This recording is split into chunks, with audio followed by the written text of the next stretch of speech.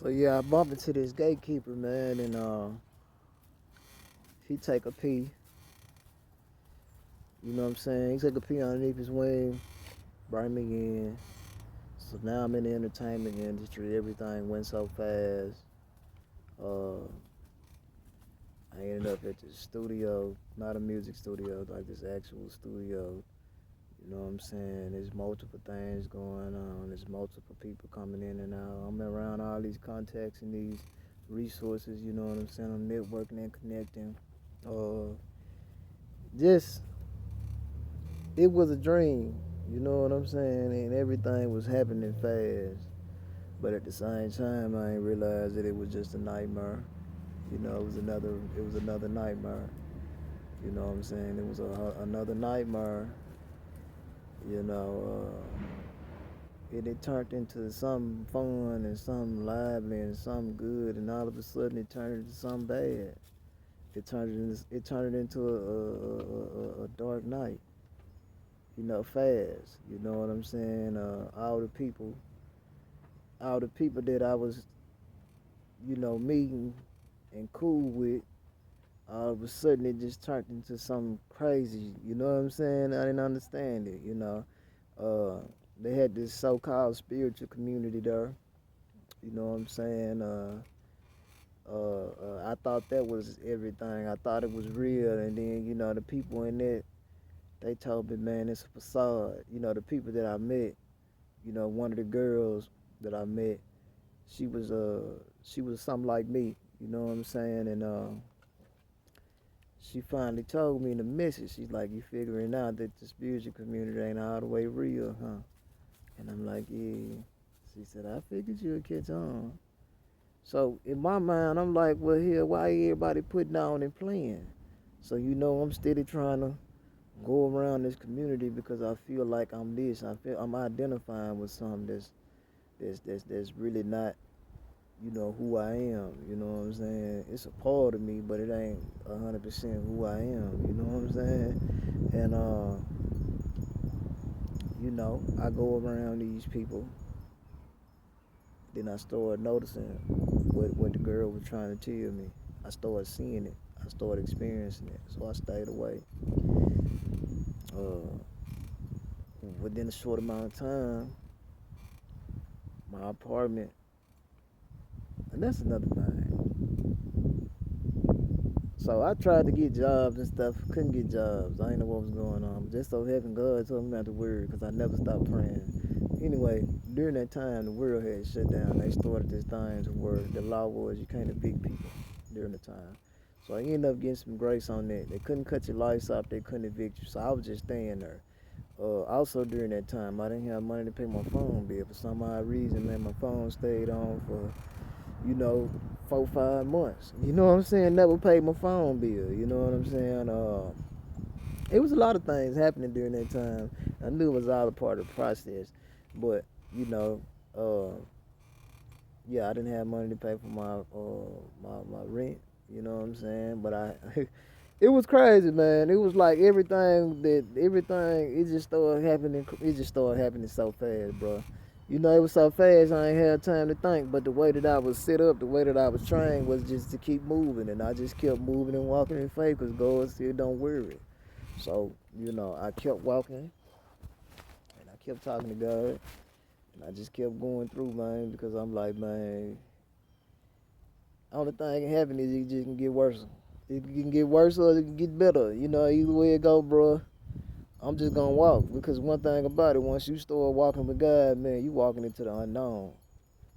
And when you going into the unknown, it's darkness, and you gonna be the light. And if you really light, you gonna shine, and you gonna be able to see. You know what I'm saying? What's in the shadows. But if you ain't the light and you going through darkness, you ain't gonna be able to see what's in the shadows, and it's gonna be very scary. You know what I'm saying? I'm just telling you that right now.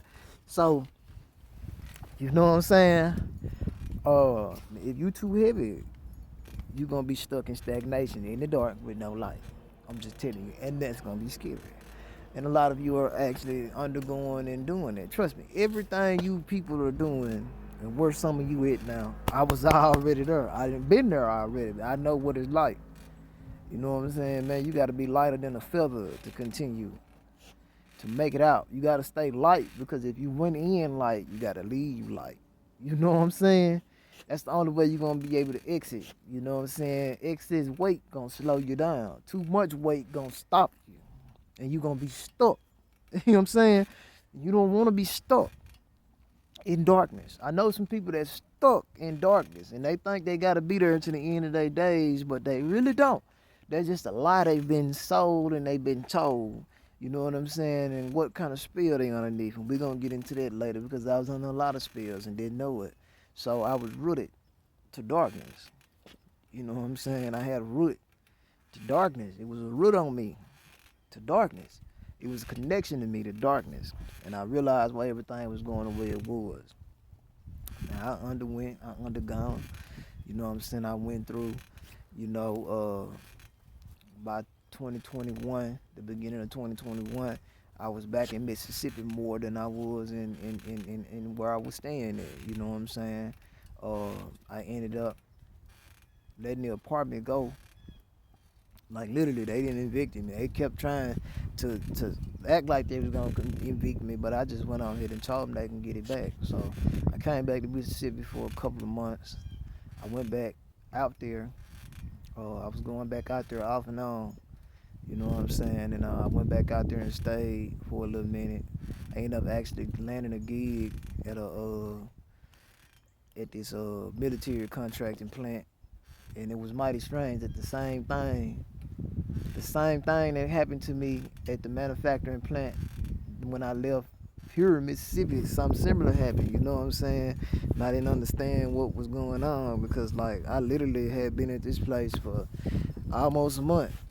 Right at a month, you know what I'm saying? I wasn't even there long. Nope. I was there 3 weeks. I almost made it to a month, and you know, it was just mighty strange how everything was going good. I'm one of the best sprayers. You know, I ain't really no trouble because we really ain't doing no work. You know what I'm saying? And you know, all of a sudden I come to work one day after lunch. You know, they get this other guy to come in there.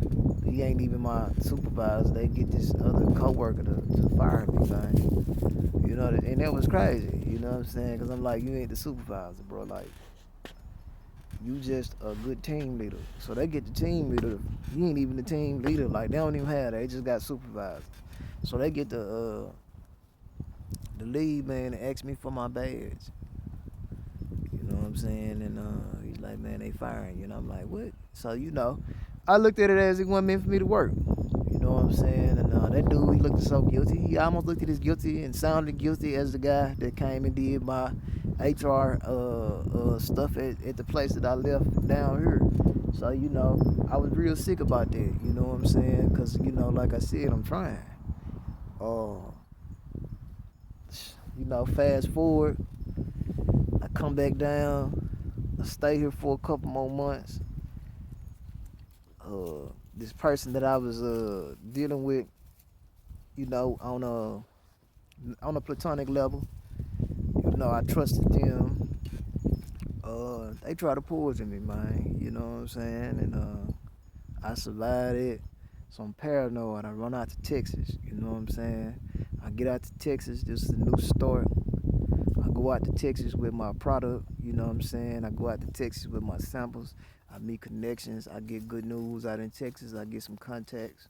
You know what I'm saying? Some potential business mates. I get some job applications in. I'm getting, you know, whatever. I'm getting all these hitbacks, all good feedback. All these people want me to come. You know what I'm saying? They want me to come do the interview. You know, I get these jobs. You know what I'm saying? But like I said, I didn't go out there with my own transportation. I went out with somebody else, and you know, that didn't work out, and I ended up somewhere else with a relative, and then that wouldn't work out. So, like I said, I ended up experiencing homelessness when I got to Texas for 31 days. You know what I'm saying? And I was in even more darkness, and I didn't understand what was going on at the time. But at the same time, man, you would have never thought I was going through it because I was in peace. I can't make it up. I was in peace while I was going through hell.